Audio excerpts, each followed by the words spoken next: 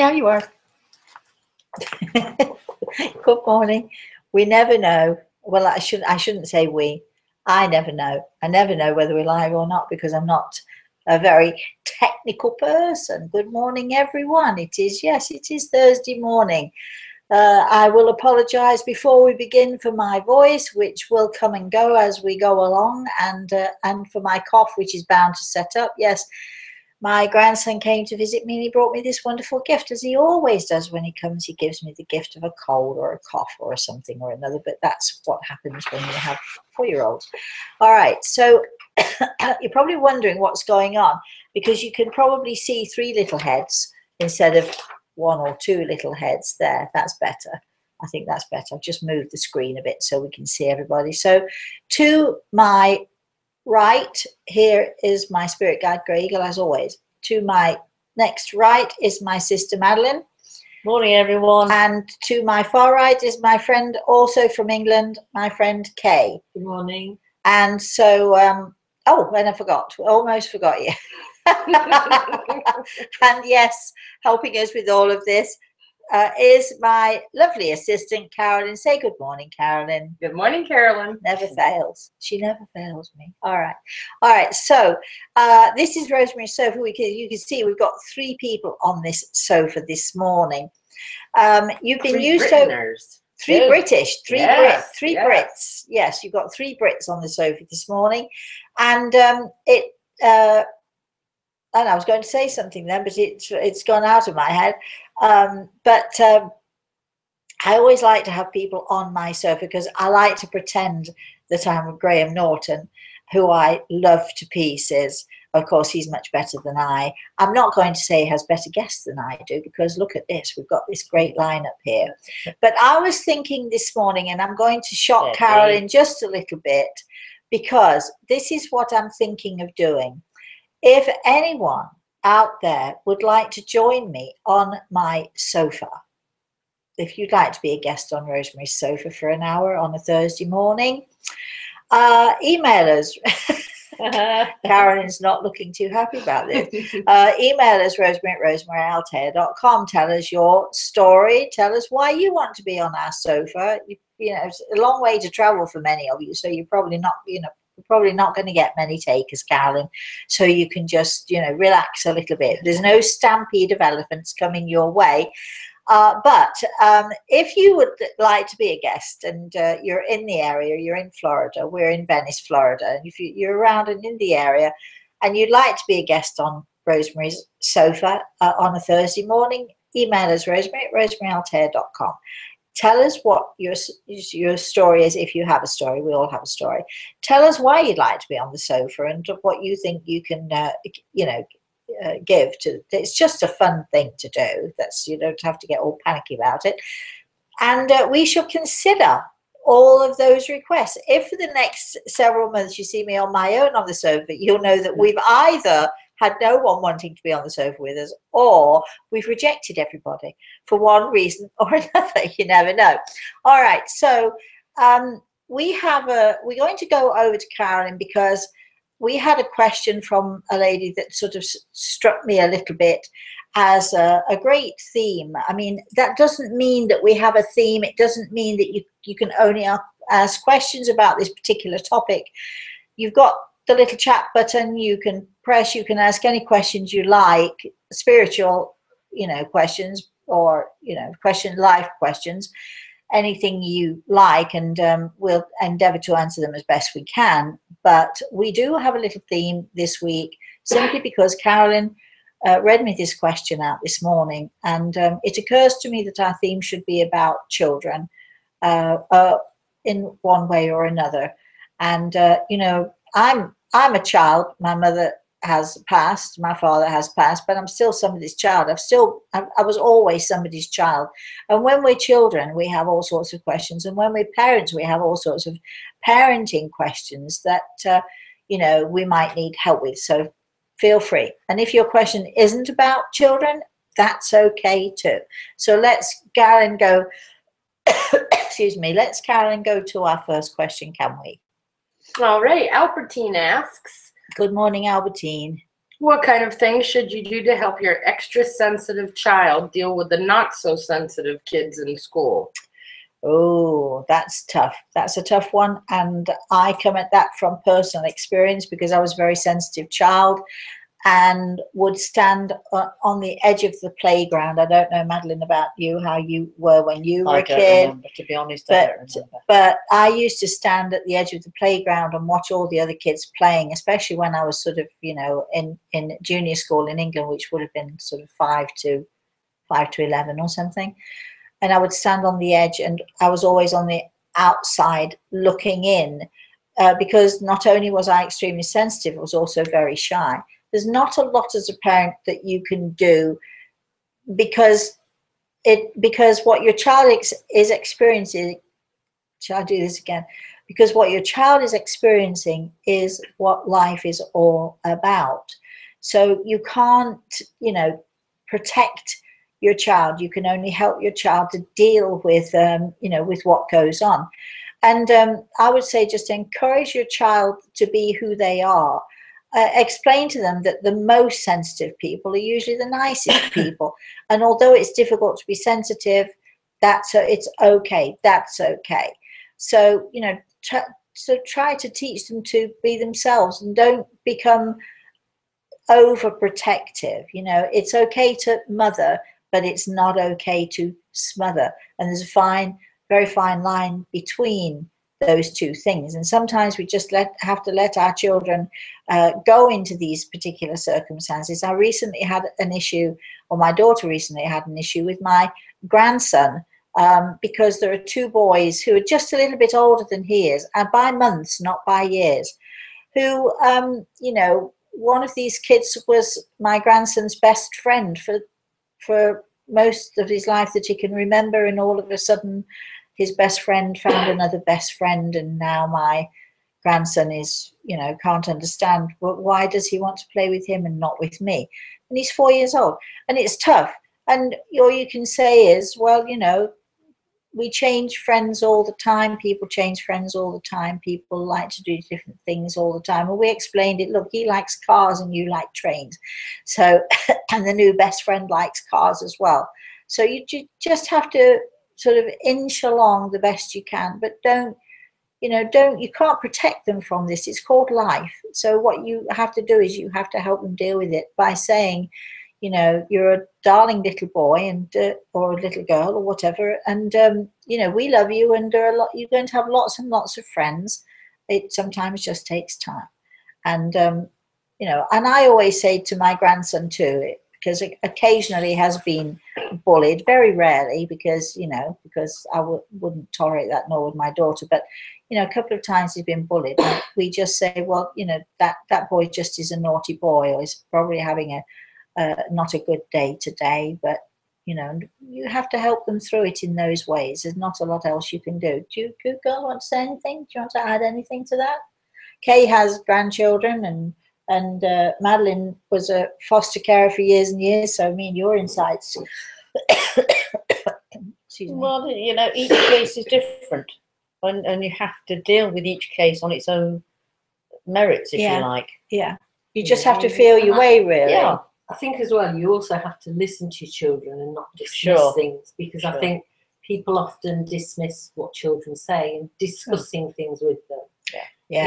You need to do that. I think for everything. Yeah, I think that's very good advice. I think good policy when you have young children is to sit down with them at meal times as a family, whether it's mother and son or a whole family, a bigger family.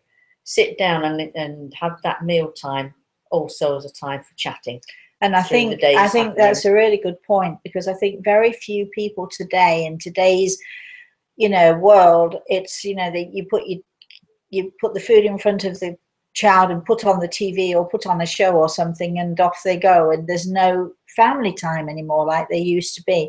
And that's very, very important. And I always think that having a game night, or just a night for family with no TV, no computers, no phones, no nothing, just once a week, is also the way to go, because then, as Kay just said, then you have those times when you're listening, you're not distracted.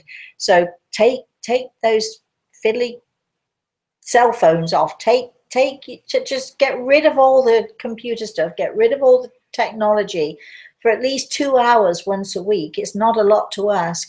And just be with your kids and pay attention to them and pay attention to you as a family interacting as a family. It's a very important thing to do. I think you learn as much as they do. Yeah, I think sure. You learn more perhaps very often. Okay, Carolyn. We've got a question from Joyce. Good morning, Joyce. Morning, Joyce. Morning.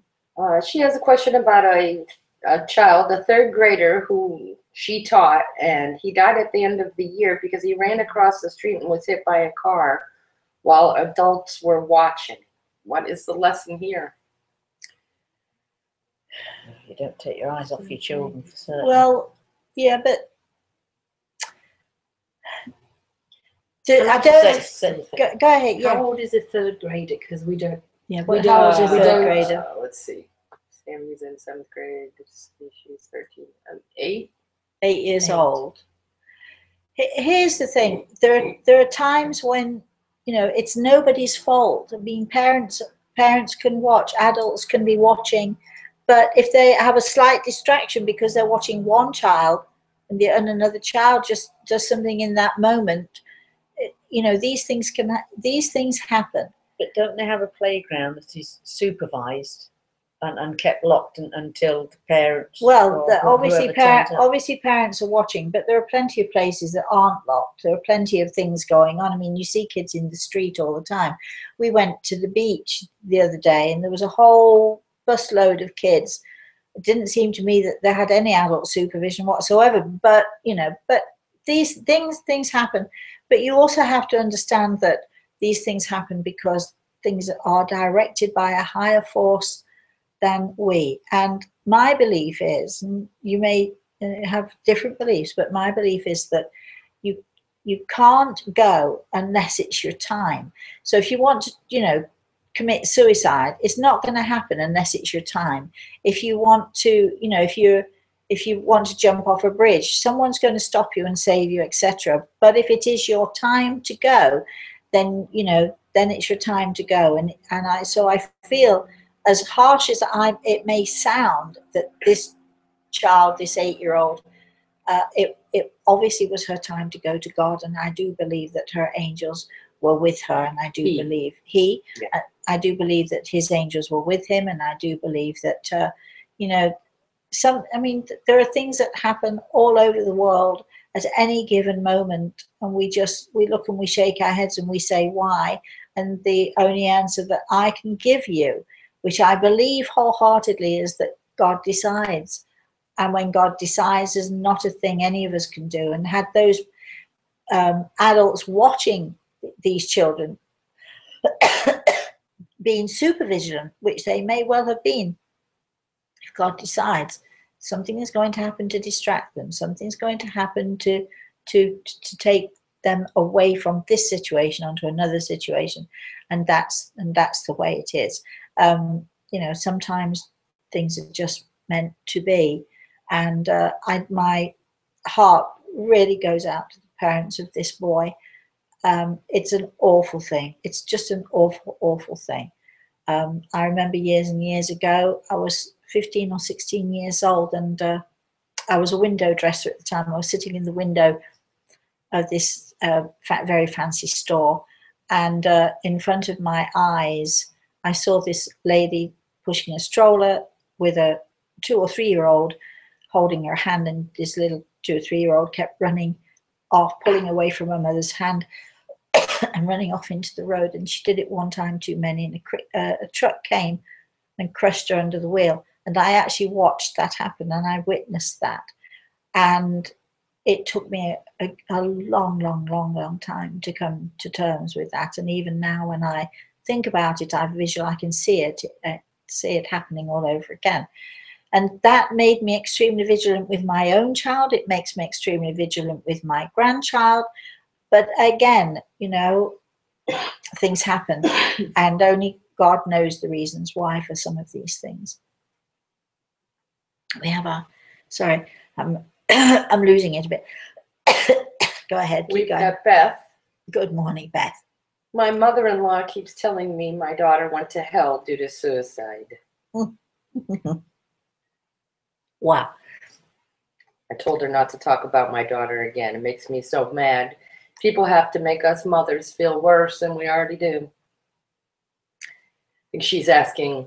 I can tell you, number one, without a doubt in my mind, having spoken to many, too many perhaps people who've taken their own lives, that we do not go to hell.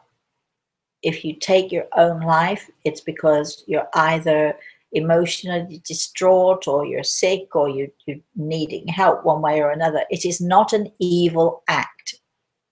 And anyone who dares to suggest that it is an evil act needs to rethink their view of God, their view of spirituality, and their view of kindness, and their view of love and loving.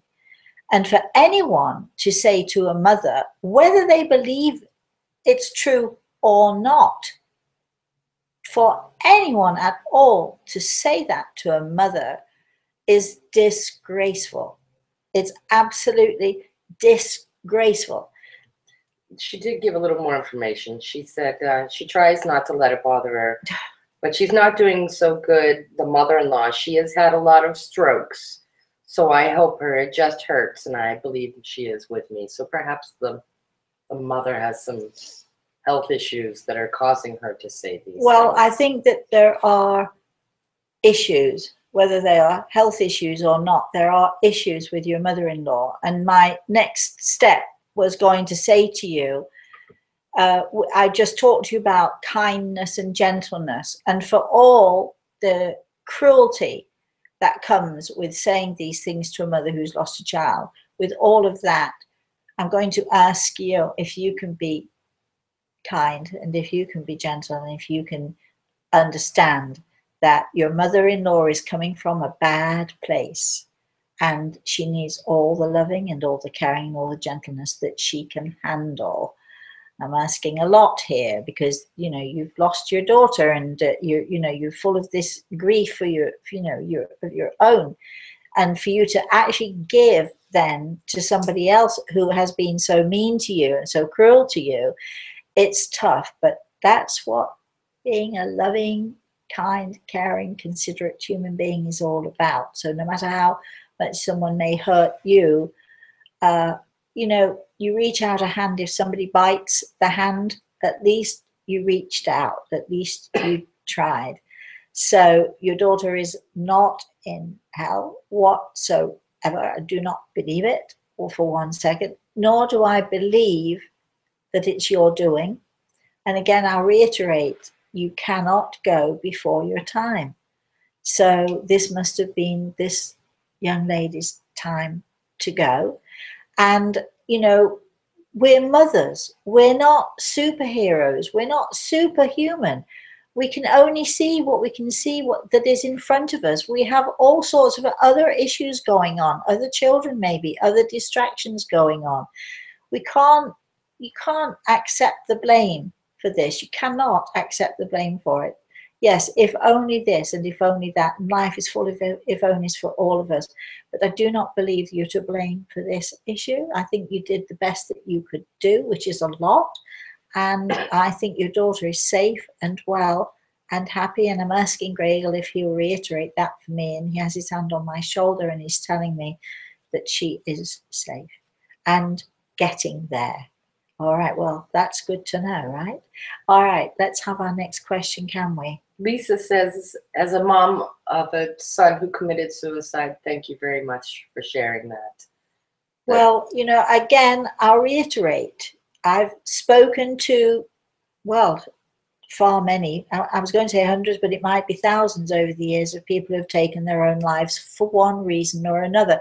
I remember going to Italy, and of course, Italy is a very Catholic country, and many Catholic priests will tell you that if you commit suicide, it's a sin against God. And I remember being on a TV show, it was called the Costanza Show, with a priest, with an audience of people, and a whole lot of people in the audience who'd had children, sons, daughters, who had taken their own lives. And believe you me, the priest who was with us on the stage that night was against me at the beginning and for me at the end and agreeing with me. You can't, it's not a sin. You can't say that when someone takes their own life that they're in their right mind, because they are not. They are emotionally traumatized. A sin against God is when you are sane, sensible, clear-headed, clear-minded, you know exactly what you're doing, and you commit a heinous act. That is a sin against God. Suicide, taking your own life, for goodness sake, you're not in your right mind. You're not clear-headed in any way, shape, or form. Otherwise, you wouldn't be doing such a thing. No, don't go to hell. I've spoken to too many people who've taken their own lives who have talked to me and told me how wonderful life is where they are, that their angels have helped them, that they are feeling much better. And the only grief, the only real problem that they often have is watching their families who they've left behind, having to deal with what's going on and the suffering that they have to endure. Well, if you remember, my brother committed suicide. Okay, Kay, why don't you come in here? Well, he committed suicide, and I remember coming to see you because it was important. Kay was a client at one time. Yeah, so. It was important that he got a message to my. Oh, I'm going to get upset now. No, come on, hold on. My mum, because she was like that, found it very hard, and he really wanted to know that it wasn't. Can you get some tissues? We're all going to be crying on this sofa today. And it's such a long time ago, just to say this, it's such a long time ago, but you can see the effects of what happened are still very, very clear. I knew there was a reason we were talking about this subject today, and I'd said to Carolyn, we're going to talk about this today. So go on, darling, carry on. So your brother, who now is in the spirit world, let's be clear, right? He wanted desperately to get a message to your mum. Because he knew she found it very hard to deal with. Yeah. And it was important for him to let her know that that's not, that he was fine, and that it didn't solve problems. You still had to work through the issues, even on the other side. But that he had started to do that. So he started to work on himself. Yeah. Yes, which is, we mentioned just previously, and Gregor said, she's getting there, or he's getting there. That's what he meant, because your angels will help you with whatever issues. And it's true, you know, people think very often, because they're not thinking in their right mind, when they take their own lives, they think, oh, well, I'm just, it'll solve everything. But actually it doesn't, because then you've still got the problem once you've gone. But what's the difference between somebody who commits suicide and somebody who drinks themselves to death? They are killing themselves, but they don't look at that as they shouldn't go to heaven. So I don't see the difference. They still people. Everyone, yes, exactly. And our angels are with us, and God is with us, and there is no condemnation. It is the churches, it is the priests, it is all sorts of people. It is your mother-in-law. It is whoever it is who wants to judge and condemn. But you need to just be careful. You know, before you start judging and before you start condemning, you need to be careful. You need to sort of think there, but for the grace of God, go all of us. Can I ask you this, Gay, before we move on to our next question then? You say that your brother, it was important to your brother that your mother get the message that he's okay. Did you give her that message? Yes. And? She felt so much better. All right. Yeah. Well, she wasn't expecting it. No. Yeah. Well, thank goodness when you came to me, your brother came through. That's all I can say. Woo, another one. Okay. All right. Let's thank you for sharing that, darling. All right. Next question, please. Eric asks, Good morning, Eric. Sorry. What should I do to help a child who may have psychic abilities? Well, my grandson definitely at 4 years old is showing signs of psychic ability, very much so. We had a mad dash to the airport Kay was with us recently.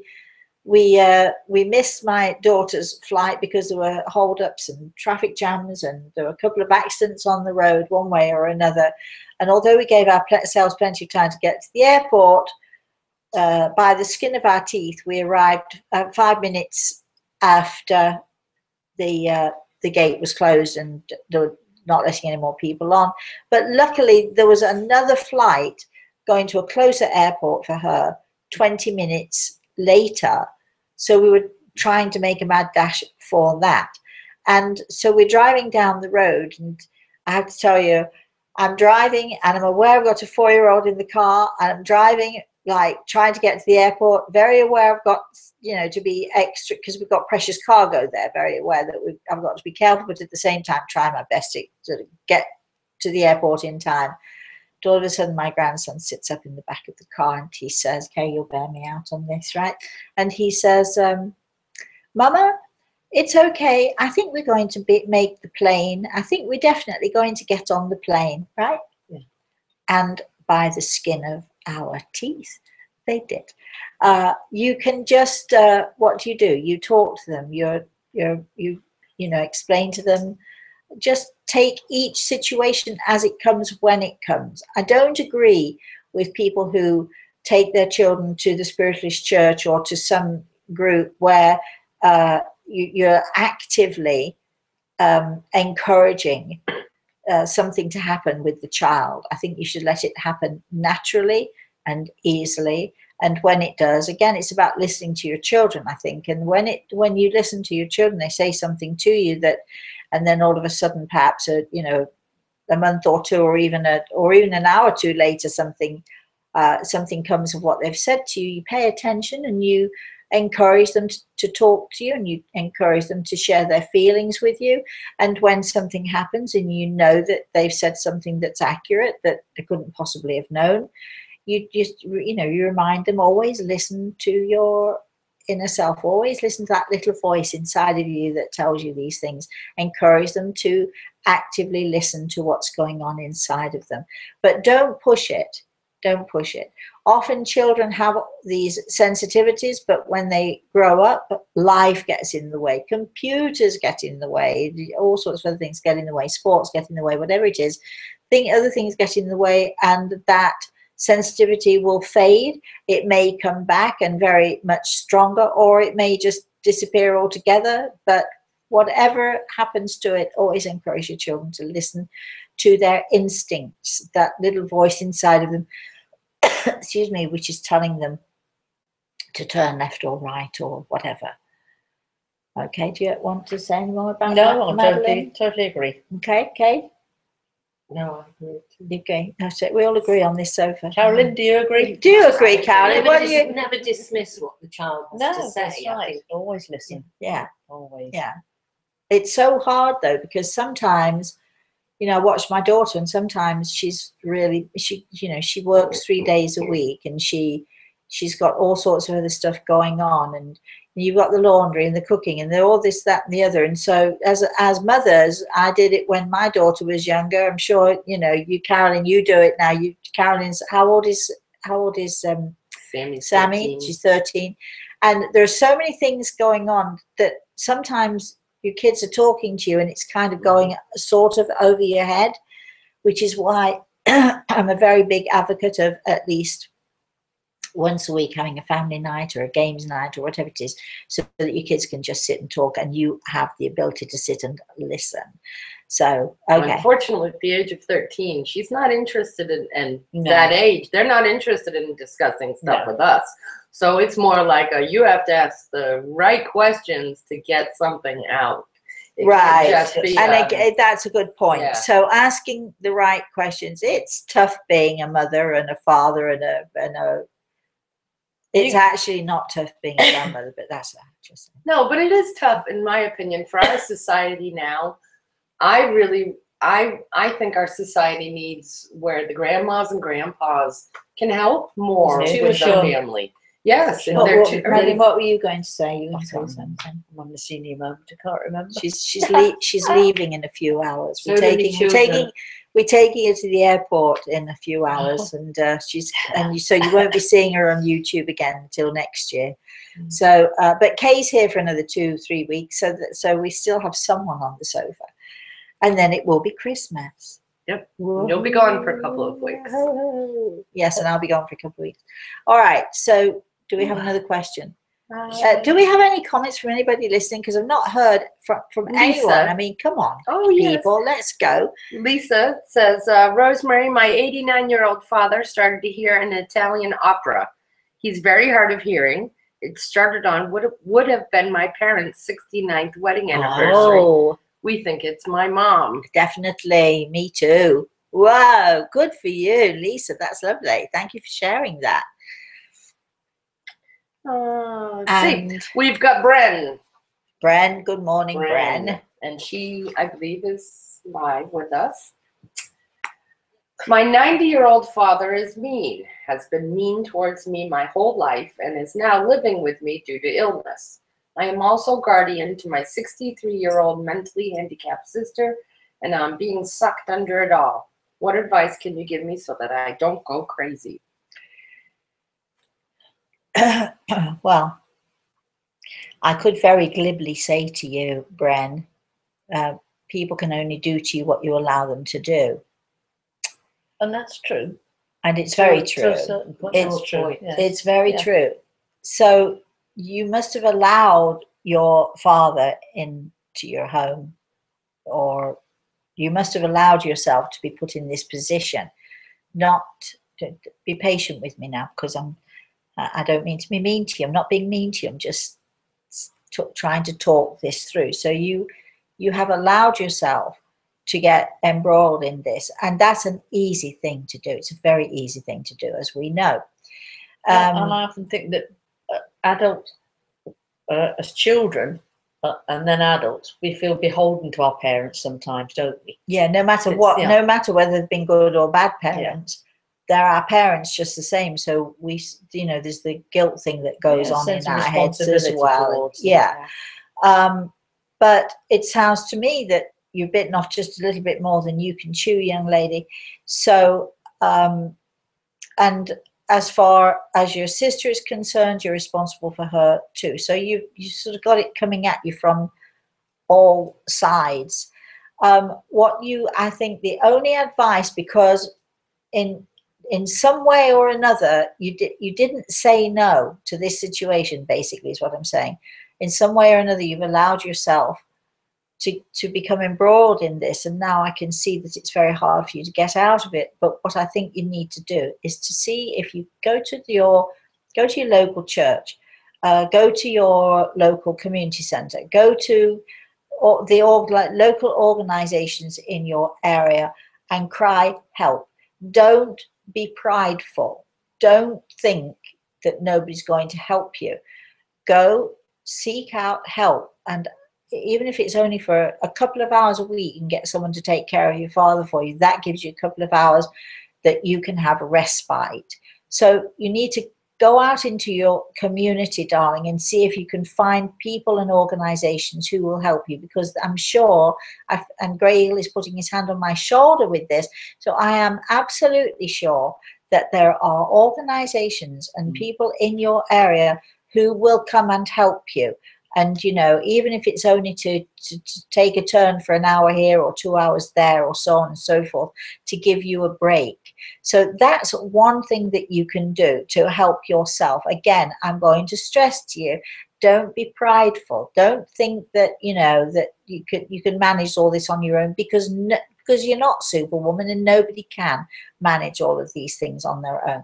So that's the one thing that you can do. The second thing that you can do is you need to learn to say no. So, for instance, if your father's beck and call and he's being mean to you, you don't have to tolerate that. You say you behave properly, or I'm not going to listen to you. Or you don't have to run yourself ragged. You ask for help. Ask for help. And and just because your father was mean to you is probably, we have all sorts of stuff going on if you go back to his child, maybe he had lots of stuff going on. Doesn't make it any easier when, you know, but it makes it easier to understand where a person is coming from and why they are the way they are. And he sounds to me like a very bitter person. Can I just ask, if he's just plain old mean and grumpy and taking it out on you, narcissistic, or is he what she spiteful? says. She said he's always been very narcissistic. Then do you know what I'd do? I'd pack his suitcase. Seriously, I'd have it by the door with all the necessary stuff to go with it, and I'd say, okay, Pops, you know where you're going with this? Because I'm not standing for it anymore. I'm in charge here. Driving 20 miles a day to go feed his grumpy dog, too, because she can't bring the dog to her house. But that's ridiculous. The dog needs to, but the dog needs to go in a kennel. Or you need to go to the RSPCA. The father needs to go in the kennel. Yeah, the father needs to go in the kennel. Yeah, let's do that. It's silly. You see what you're doing to yourself. You're doing this to yourself. Need to make some boundaries. Do you have home help in this country? Yeah, we do. So you have to pay for it, though, I think, sometimes. But what I'm saying is go out into the community. That's Look, good help, yeah, sure. let me put it this way. The dog needs to go. Now, you know I love my dog. I love dogs. Find it a good home or call the RSPCA, explain what's happening, and ask them to take the dog. Who in their right mind, with all this other stuff going on, drives 20 miles to go and feed a dog? It's ridiculous. So you also need to go see your doctor and ask for advice.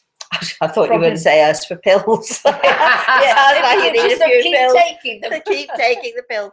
Ask for medical advice from your doctor or yeah, whoever you have in this country. This is what I'm saying. You've got to reach out into your community for help, but you can instantly save at least 3 hours a day for yourself.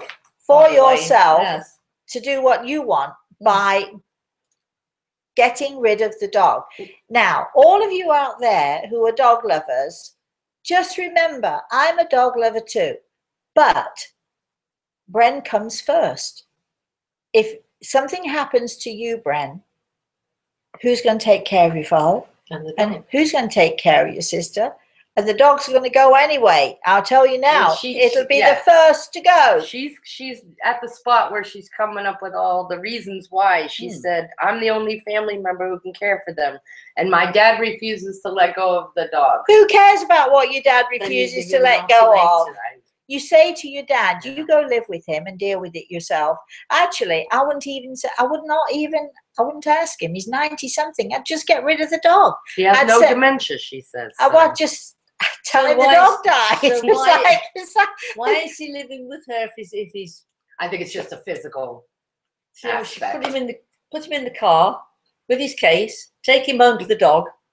And see you later, Pops. Because this is how it's going to be if you're not going to behave yourself. Right. Pops does have brothers and sisters. Where are they then? I'm just going to say this. All right, Bren, I'm going to say this. You need to get a grip.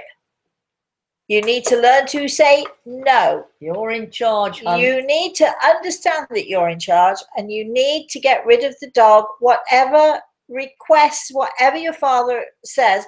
He is not the boss anymore. Stop kowtowing to him. Your own health comes first. It's your health or the dog's health.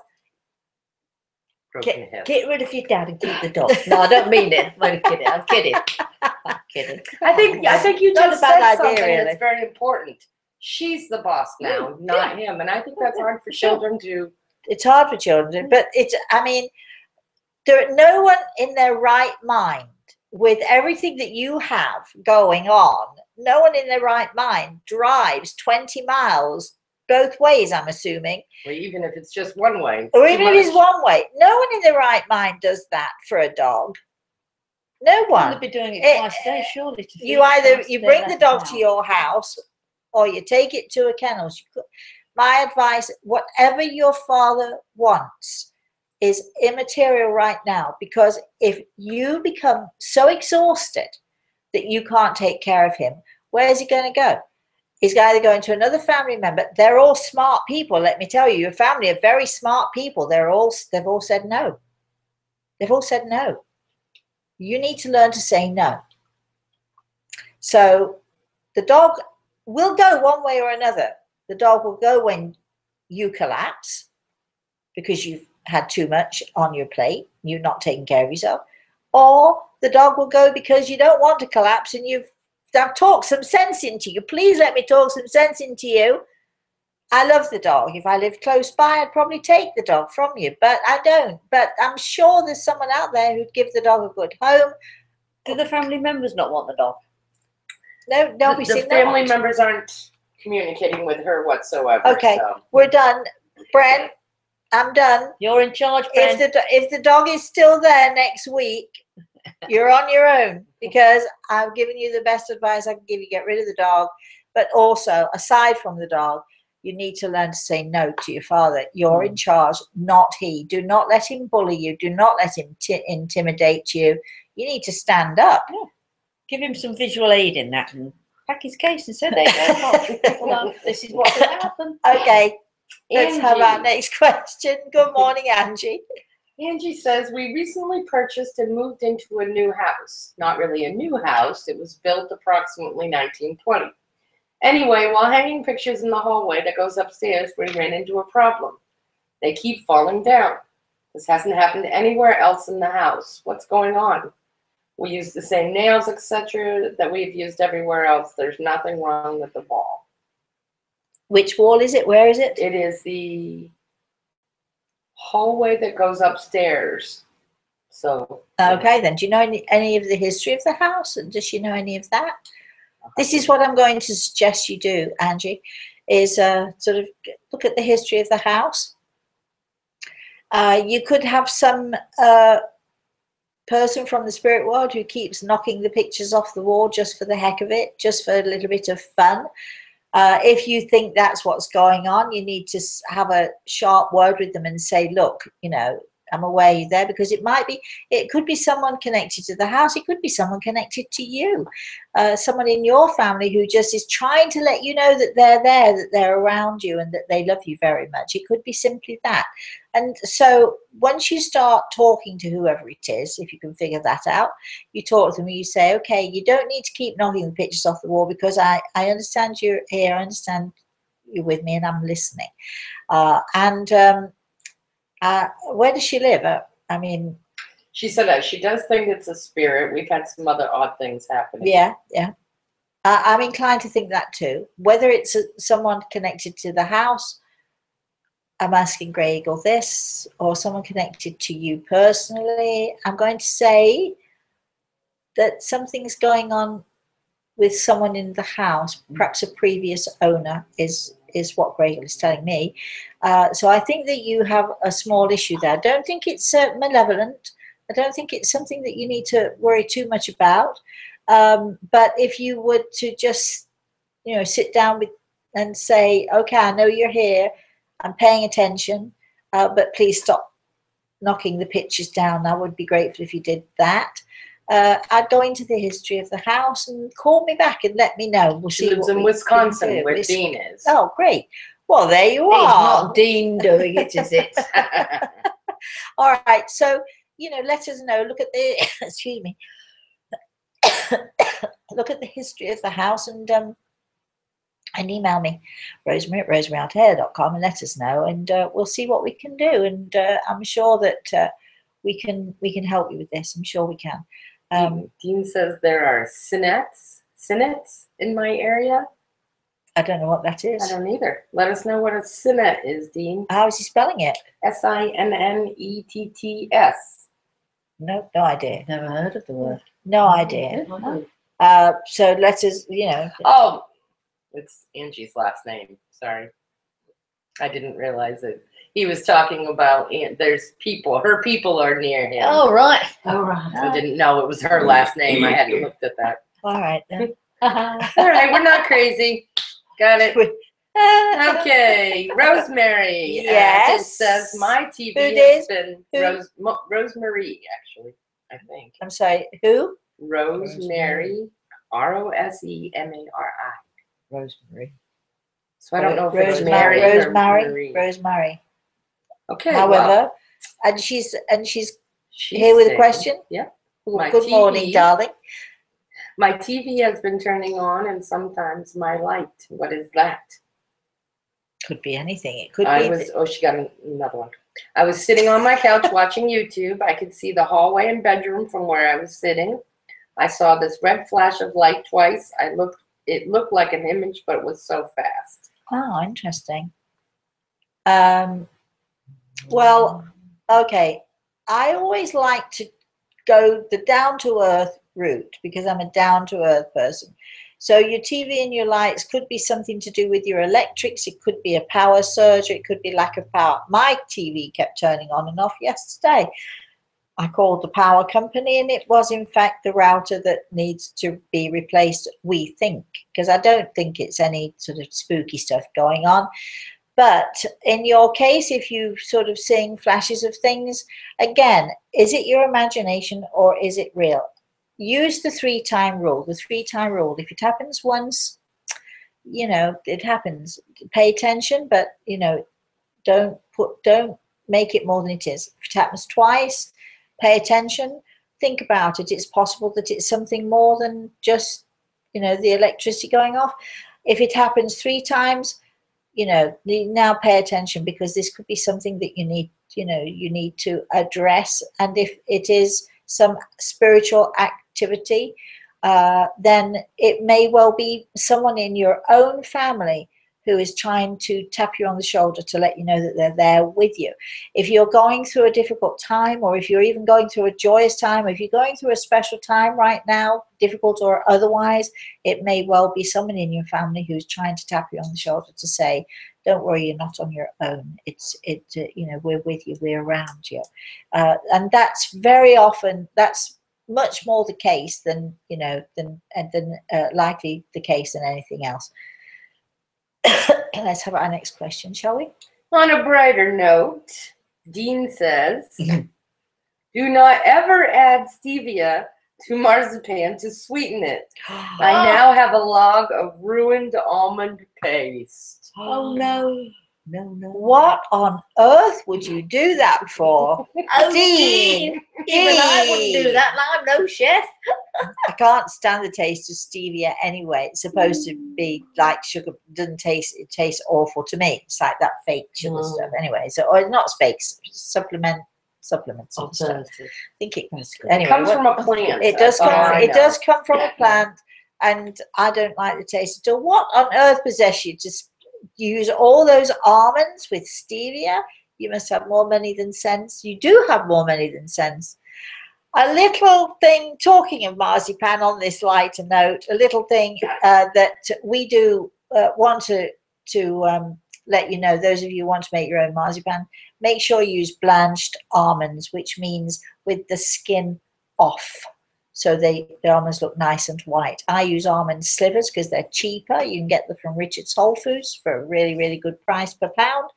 If you don't have a Richard's, I don't know where you get them from, but somewhere like any sort of, even Walmarts and all those places have them. Anyway, thank you for that little note. He says he stays away from sugar, so that's why he's using the stevia. Well, you know, marzipan is only marzipan if you do it the right way, as they originally made it in Germany years and years ago, which is what my recipe is, which is why we use the rose water. On that note, talking of marzipan and so on and so forth, for those of you who did write in and wish my sister a happy birthday, yes, we did have a great birthday. We did have turkey, which is not my first choice, but it was Thanksgiving after all. So we did the bit. We had the turkey and all the trims and all the rest of it. I got everybody out of the kitchen. I think Kay you did the veggies, didn't you? Peeled and did all the veggies. And then you see what happens is I do all the cooking, and Kay did all the prep work. And then we sit back and let everybody else do the cleanup. So that works for me. We did make Madeline's Christmas cake. We're waiting for her son was over here for her birthday and did take the pictures. So we we don't have them yet, but we will show you pictures of the birthday cake. It was, I made, as my grandson said, Mosey, he called me Mosey. Mosey, can I have the seashells off the sea cake? He called it the sea cake because I painted half of the cake like the sea, blue, and then I did half of the cake like the sand and used this beautiful sand dust and all the rest of it. And we put deck chairs on and an umbrella, and we had a shark's fin coming out of the sea, and then I got all these chocolate seashells, multicolored chocolate seashells, and put those around. It was great, wasn't it? It was fantastic. And it tasted brilliant. My grandson did not like the taste. He just wanted the icing off the top. Let me just say, you don't drive when you've had a piece of this cake. Do not light a cigarette. Do not drive. It's delicious, though. It really is delicious. Although my friend Mary Lou had a piece yesterday. She had 2 bites and she said, not for me, because she couldn't, sort of, her mind didn't equate all the stuff that's in the cake. She likes more plain things. But Carolyn, you had, yes, we gave you a piece, right? Yes, how did you like the Christmas cake? I love the Christmas because it's really Christmas cake, and it's decorated with the sort of the ocean, the sand, yes, and all the rest of it. It was fun. But you liked it, right? I do. Actually, I think I almost prefer it without frosting. Oh yeah, just a fruit cake. Well, you don't have to put. Yeah. We put marzipan on. Certainly not with Stevie. We put marzipan and royal icing on the top, which is a tradition. We hope, and Kay puts chocolates on hers. You see, do what you like with it. Okay. So we had a wonderful Thanksgiving. We hope you all had a wonderful Thanksgiving. Christmas is coming up now. I did promise a few weeks ago that we were going to have a competition, but because of all of the guests, we had 10 people in the house at one time. We sort of got rid of 2 and 3 came in, and we got rid of another 1 and 4 came in. It was sort of like, sort of Paddington Station. It was a revolving door, people coming in and out. So we haven't had a chance to really work on the competition, and we could have a competition. We could just have the 1 question and 1 week of competition, but it wouldn't be nearly as much fun as it was last year. So what we're hoping to do is, and please forgive me because I know I did promise, but I'm keeping my promise. We're still going to have a competition, but we're going to do it for Valentine's Day. And the theme of the competition is going to be love, love, and more love. And this is on honor of my 4-year-old grandson, whose favorite color is red because he knows that the color of love is red, red, and more red. So, those of you sort of holding your breath, waiting for the competition, it is coming. I'm sorry, it's been delayed. We've also, another reason for the delay is we've also been working on the cookbook, which we're so close to finishing, right? Yes, just waiting on photos. So we, to have photos and the introduction. All the recipes are now in, and the book is, we're pretty sure we're going to finalize it before Christmas. Now, if you want to know more about the cookbook, this is a spiritual show and it's not about cooking, but if you do want to know more about the cookbook, email us rosemary@rosemaryalte.com. We cannot do a cookbook, relatively inexpensively. It's going to cost at least $70, $67, I think it's running $45, $50. Okay. Depending on how many photos. Anyway, we depend. So, however, we are going to, after Christmas, we are going to put it on. What are we going to do? We're going to make it an ebook, and we're going to have probably in 4 parts, 3 or 4 parts, and we'll let you know more about that. And that will be much more ready available to you. If you want the thing with the cover and all the pictures and all the rest of it, that's a whole other thing. You're going to have to pay the money to get it. We would like to do it cheaper, but I'm going to have to I'm paying the same price as everyone else because we're not going to be making a profit on it. But if you'd rather wait for the ebook, that's your choice. We'll be putting that out. Is there anything else, Carolyn? Well, Bear Medicine Walker said cooking is spiritual. So it's perfectly fine. It is the way I do it, I can tell you. This definitely is the way I do it. A couple of weeks ago on your last show, we were talking about celebrating our loved ones' birthdays that have passed. Beth, the same Beth. Said last week we talked about birthdays in heaven, so we did get my daughter's balloons, and we went to the grave site and went on Facebook Live, and everyone was singing happy birthday. Wonderful. Fantastic. And how did she feel? How did you feel, Beth, is what I want to know. Did it make you feel good? Because we hope that it made you feel really, really good. And one last question. Okay, let's go. Or maybe not. Let's go. Okay. I'm looking across at Carolyn. She's pulling very funny faces as we speak. My 10-month-old kitty that was so happy and passed away 2 days ago. Cause of death is unknown. Just passed away with no warning. Could my cat crazy please tell you what happened? Oh, I wish we had the time for this, but we don't. I'm sorry, the cat died. Connie's asking, do you know why the cat died? He was only 10 months old, seemed perfectly fine and healthy. Yeah, a number of things, couldn't it? Heart things, yeah. I'm listening to Grey Eagle as I'm talking, and I actually think it must have been some sort of respiratory thing going on. But remember, darling, this hopefully makes you feel a little bit better. We only go when it's our time. That's not just for we humans, that's for all of God's creatures. So it must have been your little kitty's time to go. And I think that you should, when you feel a little bit better, I think you should go out and get another one. Go to the RSPCA. I do know someone who has a dog you might want to consider if you lived in Wisconsin. Teasing now, but it's awful when you see animals, and especially young ones, and they, you wonder why on earth it happened. But I'm sure that that this little cat is in a good place right now. And just think that you were the one who gave it a home and gave this cat love and caring, even if only for a short time. So you gave this kitty a wonderful and a very valuable gift, and this kitty gave you one too. And that's what you have to hold on to. That's what you have to remember. And Beth said she felt sad but good. I'm glad. Well, you're entitled to feel sad, of course you are, but wait 1 second here. This is unexpected. Out of the blue, I'm seeing a young lady here who is ecstatic about the birthday party. So I think this might be your daughter, Beth, saying thank you, and is ecstatic that you all got together and that you sang happy birthday. And she tells me to tell you that she heard you. She heard you. How wonderful is that? All right.